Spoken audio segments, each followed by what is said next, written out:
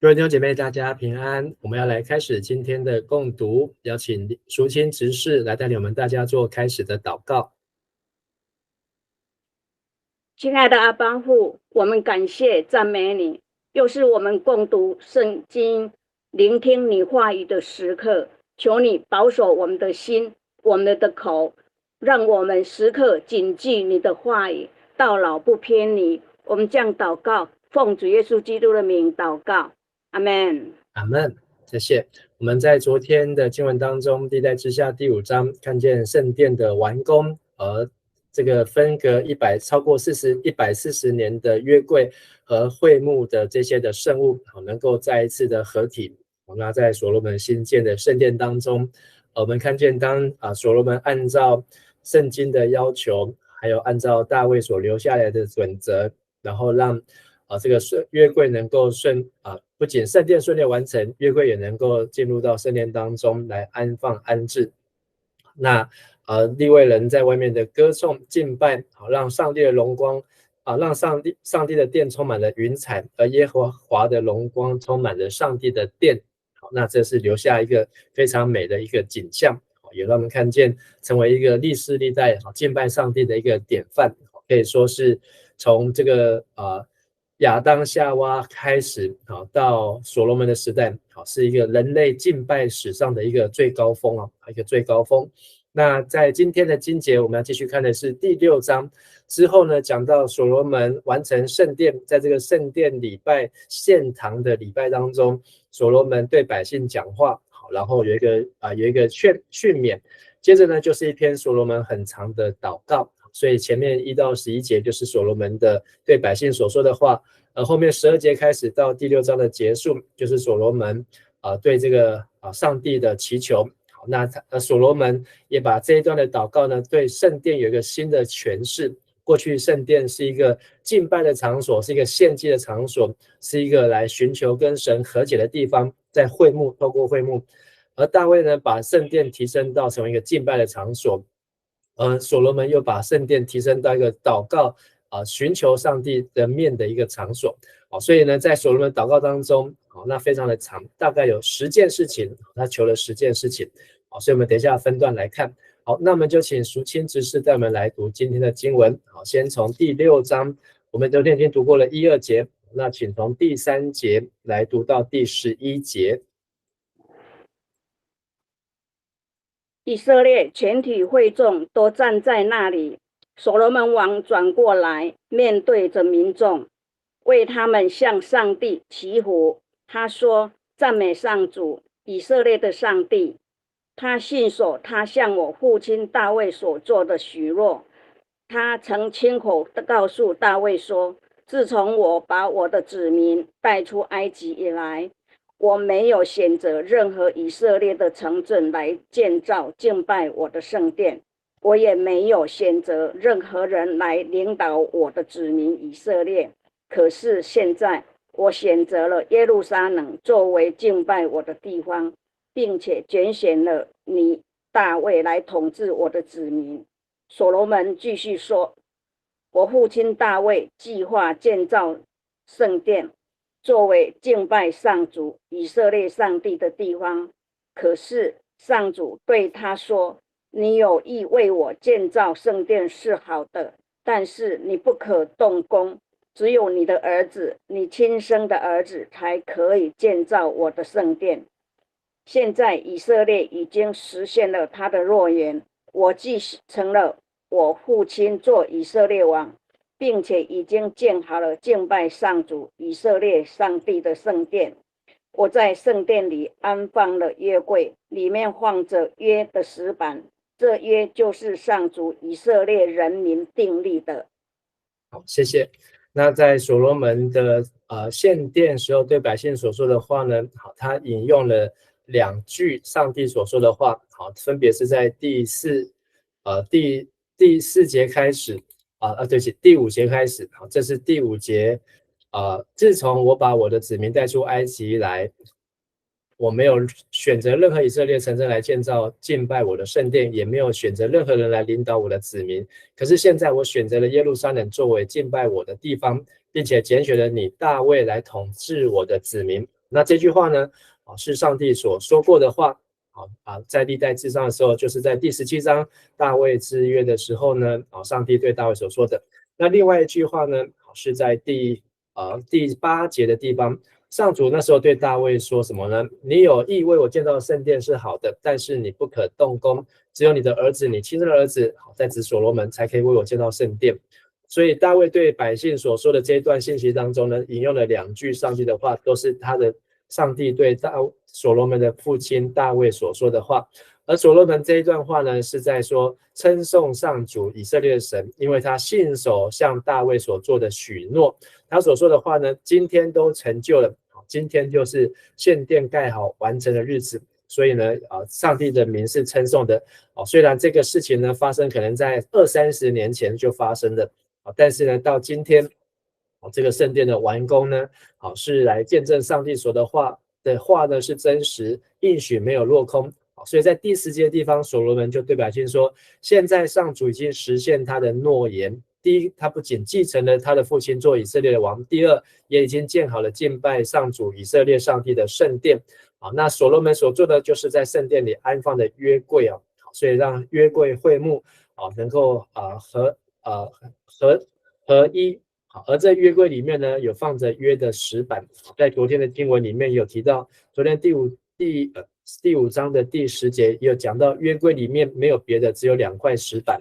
那希伯来书说里面有3样，那另外2样是年代的不同，或是约柜被掳的时候遗失，没有办法确定。但是石板是约柜里面很重要，所以约柜象征上帝的同在，那上帝的同在就像代表上帝的律例、典章、诫命，上帝的话，所以上帝的话带来上帝的同在，而这个约就是上主与以色列人民所订立的约。所以这一段话呢，是所罗门对百姓再一次重申，圣殿当中最重要就是约柜，约柜里面最重要的就是上帝的话，而上帝的话最一切的目的，建造圣殿目的都是为了要来认识、遵守、完成上帝的话。接下来就是所罗门很长的祷告。那同样祷告呢，跟前面这一段历代志下的第6章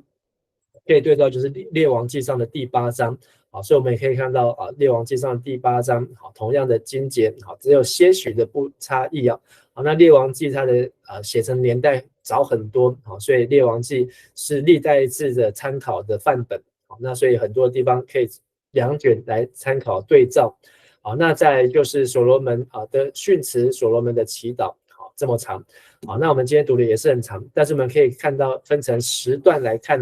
那么先来请淑清执事带我们来读12节和13节这2节。接着，所罗门当着以色列会众走到上主的祭坛前站着，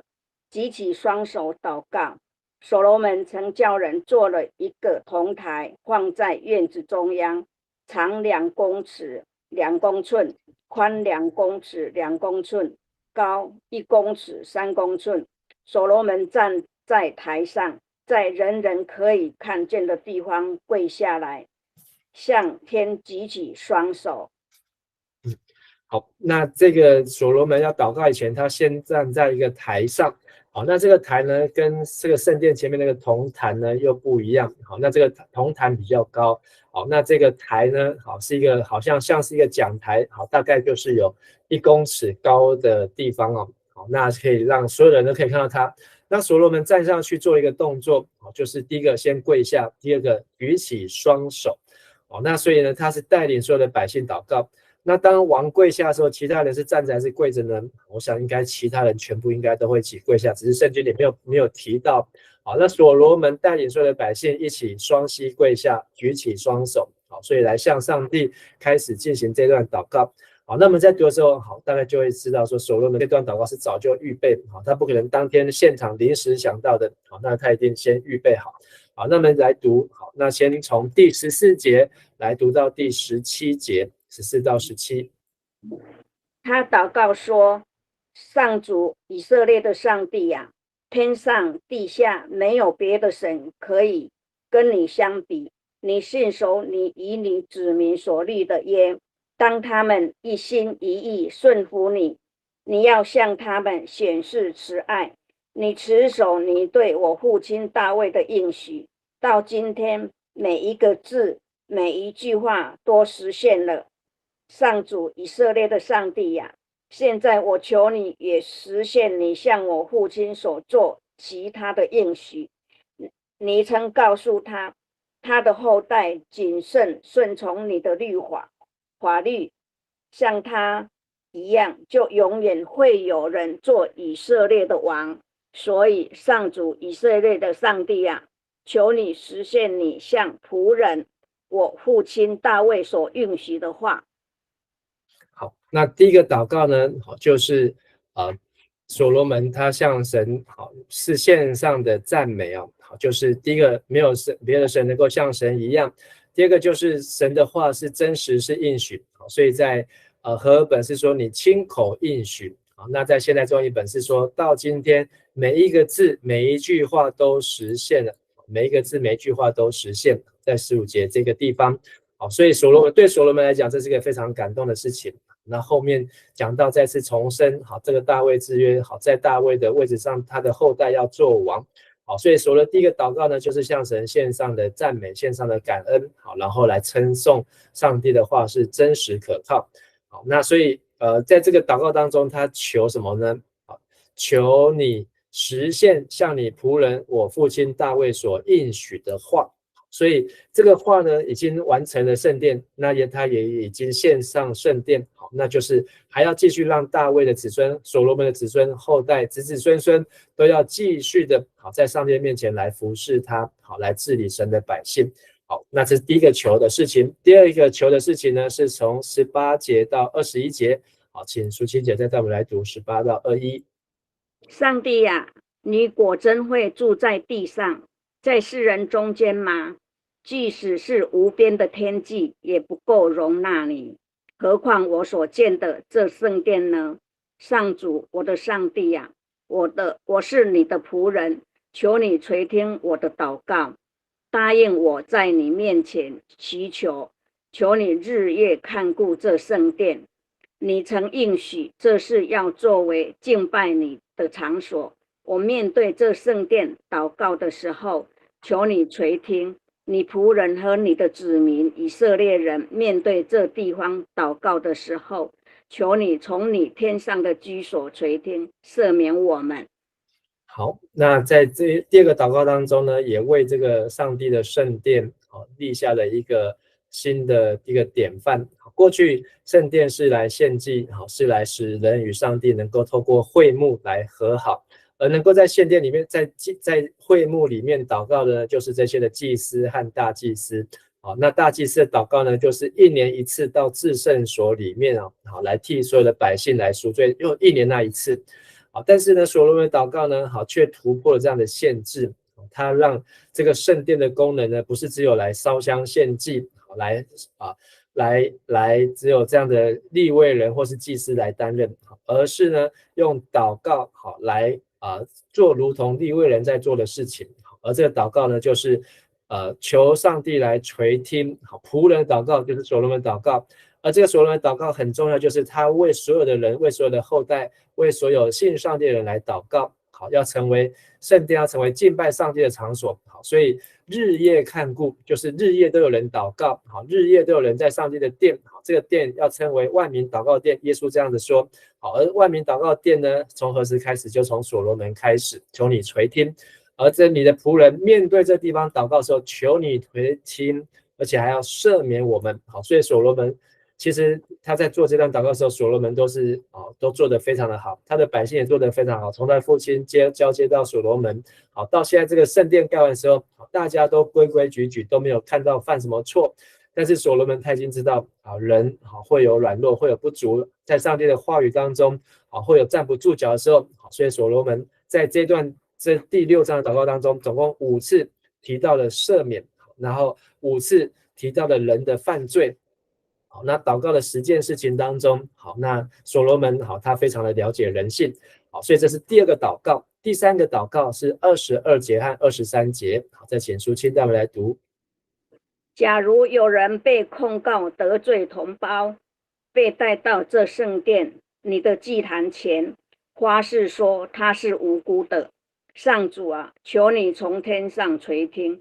判断你的仆人有罪的，就照他应得的报应他；无辜的，就依他的无辜判他无罪。好，谢谢。好，那第三个祷告呢，就是求上帝保护的祷告。好，有人若被得罪、被强迫，好，然后呢，让他好没有办法好来伸张他的主权的时候，所罗门他也在这里祷告，好，要定有义的人为义，而有罪的人有罪。好，所以这个圣殿呢，好，又彰显了另外一个功能，好，就是它是一个审判，好，是一个来到上帝的宝座前。好，来显出善恶是非好，然后保护义人，好，也来惩罚恶人。好，那再来第四个祷告是24节到25节。假如你的以色列子民因为得罪你而被敌人打败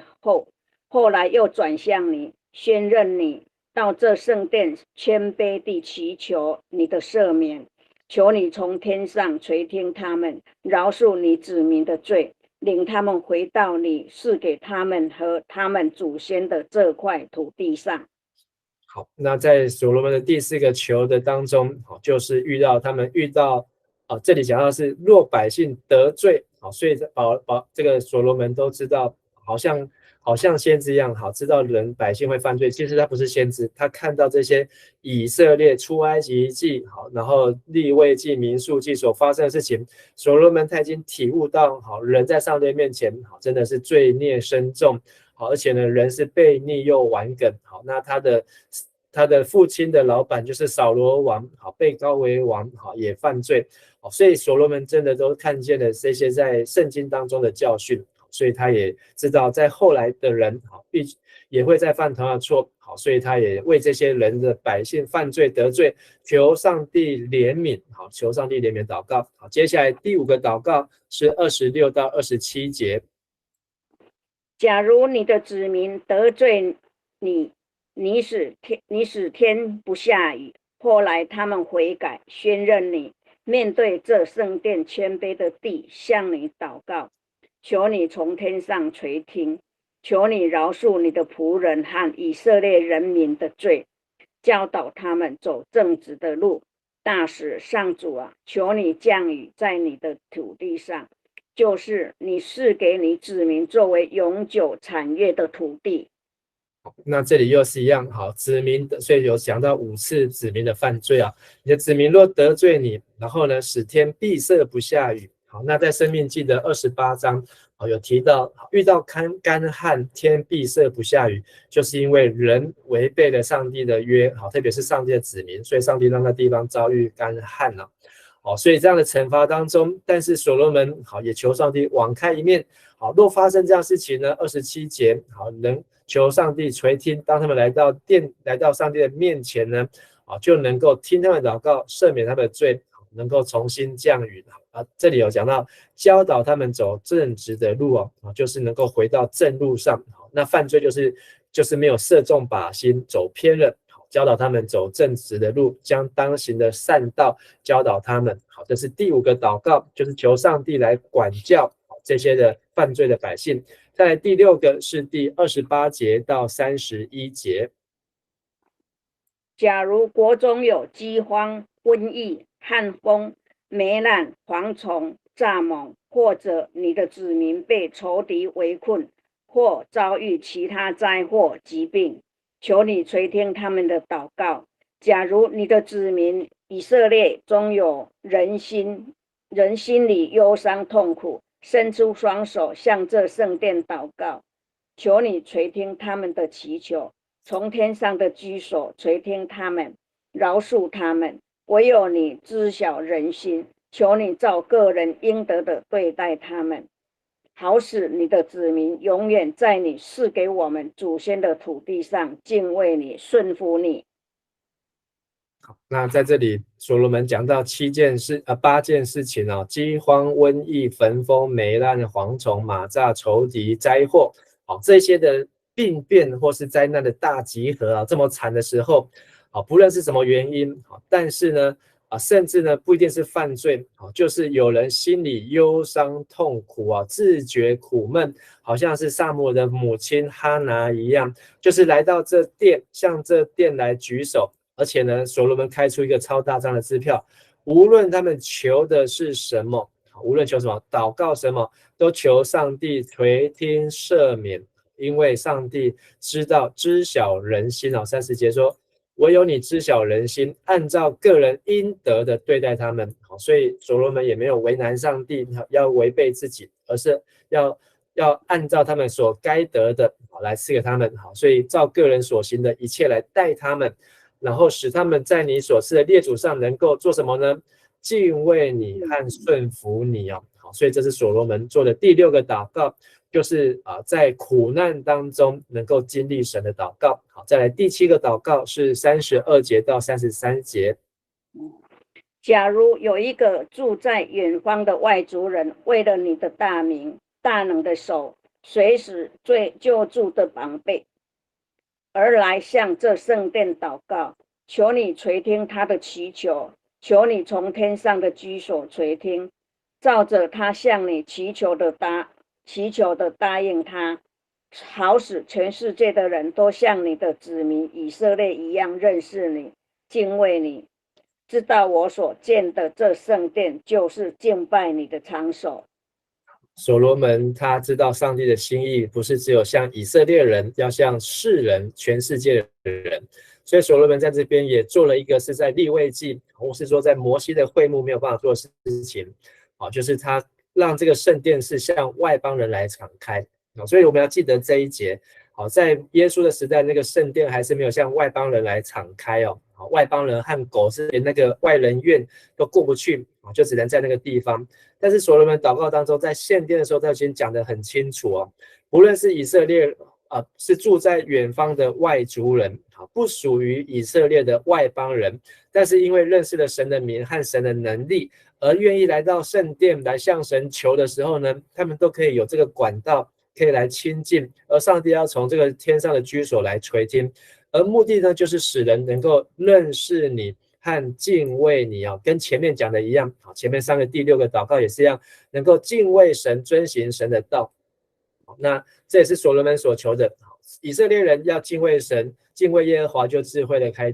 端，要遵行神的道，要认识神。而这个认识的原文我们已经讲了很多次，就是这个希伯来文当中就是夫妻的亲密关系要像外邦人也要跟上帝的关系就像夫妻一样，在这样的亲密，使他们都能够知道这个圣殿就是敬拜神的场所，而认识上帝。好，接下来是第8个祷告，从34节和35节。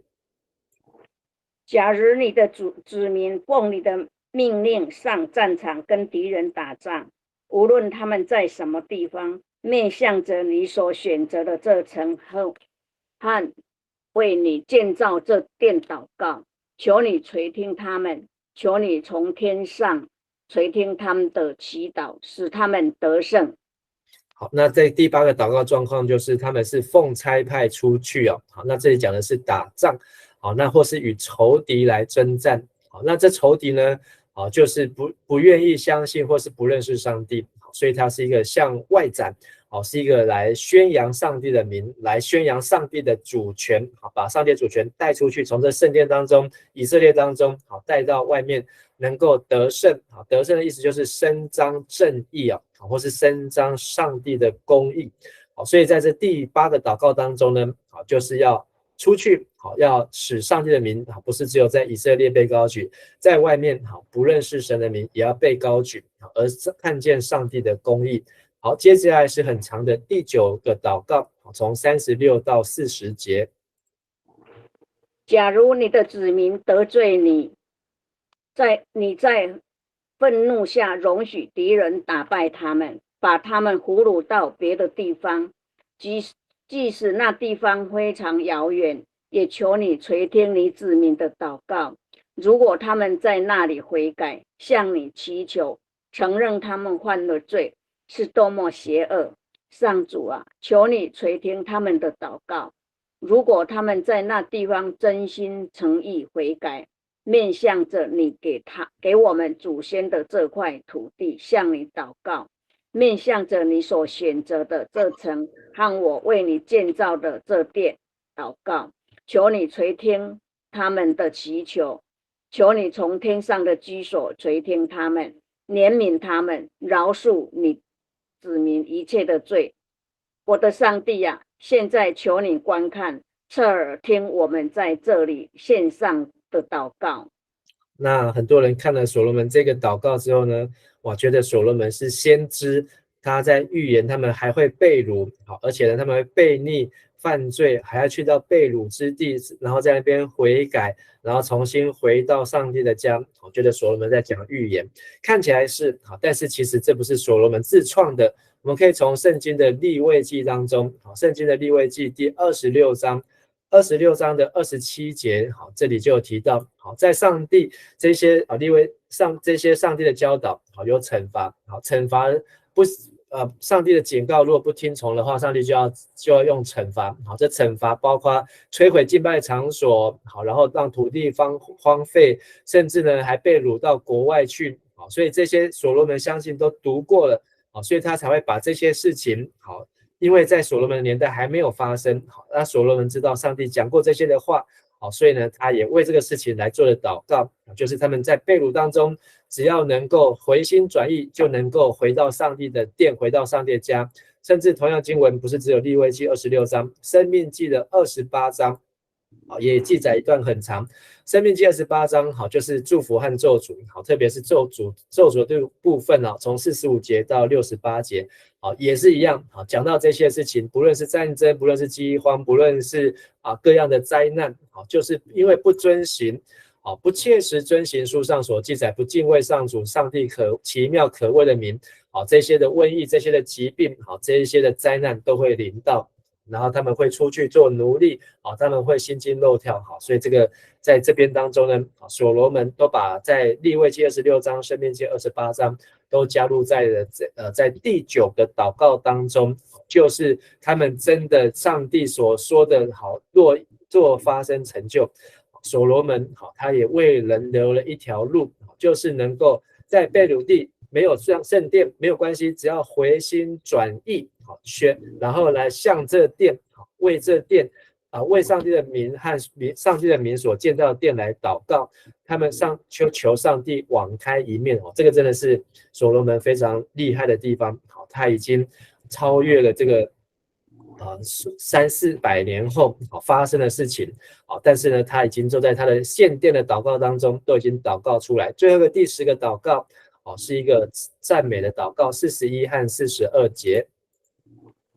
主上帝啊，求你起来，和象征你大能的约柜一起进入圣殿，永远留在那里。求你赐福你的祭司们所做的一切，愿你所有的子民因着你的良善欢乐。主上帝啊，不要遗弃你所选立的王，求你记住你对你仆人大卫的慈爱。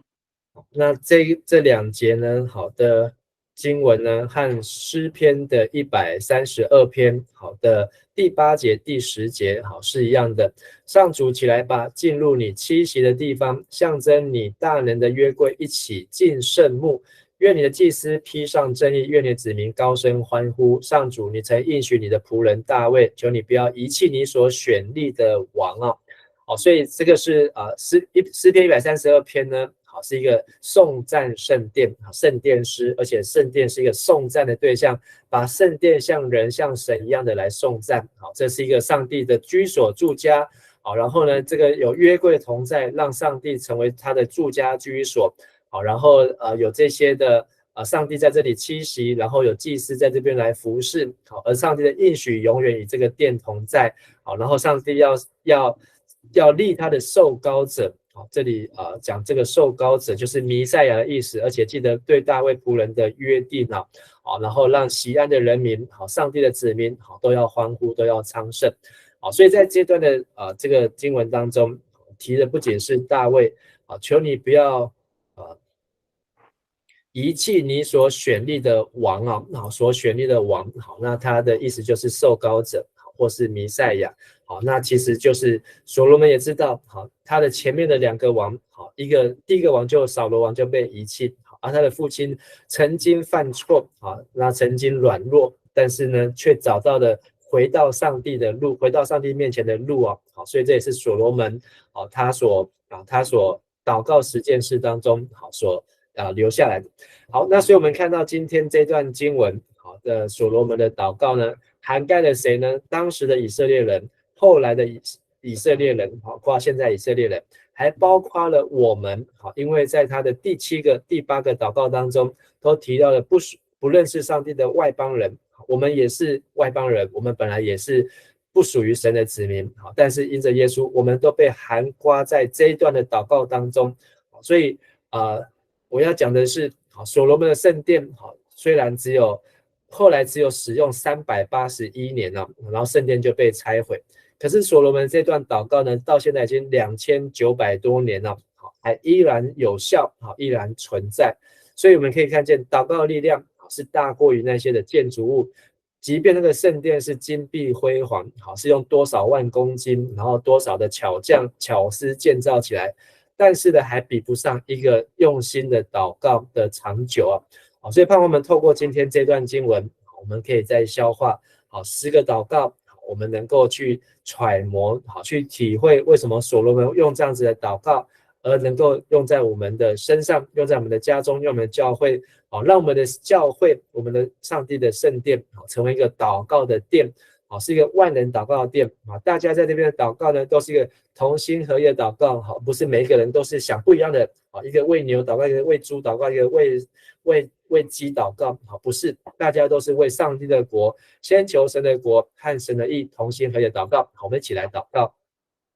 亲爱的父神，感谢你让我们在今天的经文当中学习所罗门王的智慧和他的祷告，而他的祷告是合神心意的祷告，他的祷告是因为读了上帝的话，认识圣经，认识神过去带领的历史，而所做出回应真诚的祷告，也让我们从这个祷告文的当中，我们再次来体悟上帝你的心意，也让我们知道我们活在耶稣基督的救恩当中，我们应当如何来成为一个祷告的殿，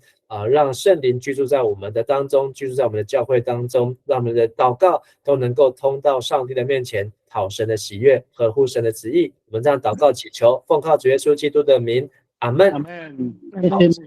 谢谢牧师，谢谢。谢谢。